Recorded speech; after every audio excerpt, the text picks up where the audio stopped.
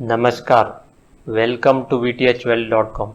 In this video, let us discuss about the stamp duty, how much stamp duty one need to pay for various transactions. A stamp duty is nothing but a tax imposed on various transactions for generating a revenue for the government. Before July 1, 2020, there were different stamp duty applicable in different states across India.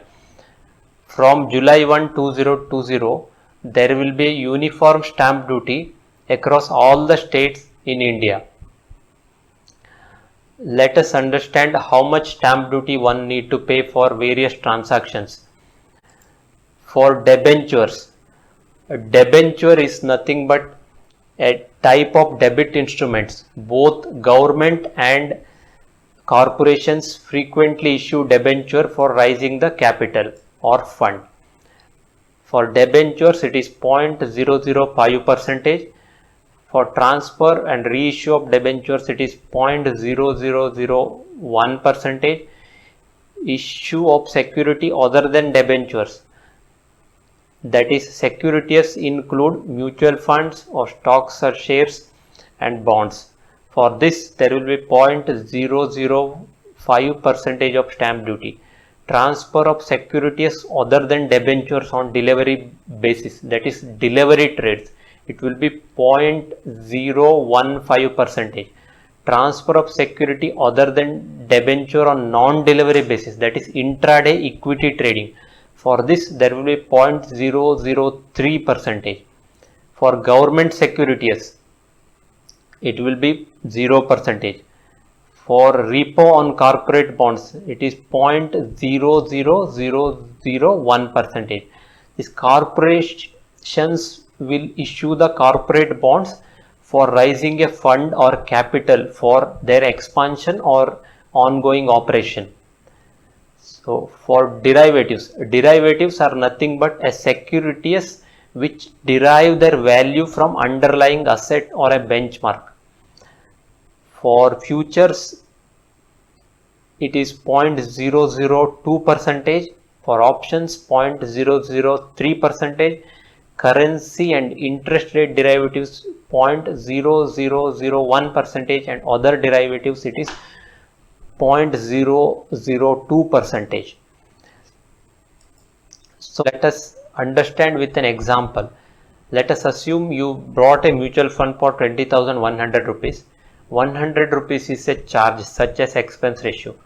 For the remaining 20,000, stamp duty will be applicable at 0.005%, which is equal to 1 rupees. For the remaining amount, 19,999 rupees, you will get the units allotted. You do not need to pay the stamp duty separately.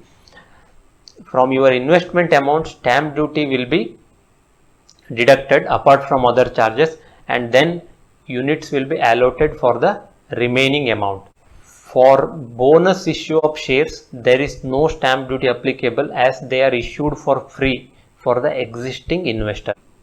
Stamp duty is applicable on lump sum investment, SIP, STP, even divide and reinvestment, that is all forms of purchases.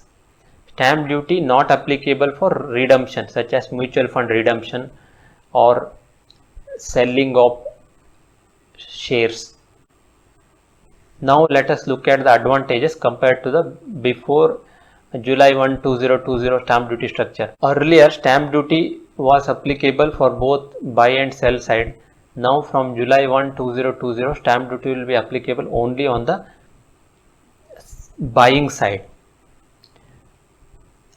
The disadvantage is earlier there were no stamp duty applicable for offline transactions such as transfer of security through DIS, that is delivery instruction slip. Now from July 1, 2020, stamp duty will be applicable for offline transactions through delivery instruction slip at the consideration rate mentioned in the slip. Now let us understand the solution. Solution for reducing the unnecessary stamp duty being paid is avoid frequent switching and redemption unless it is absolutely necessary.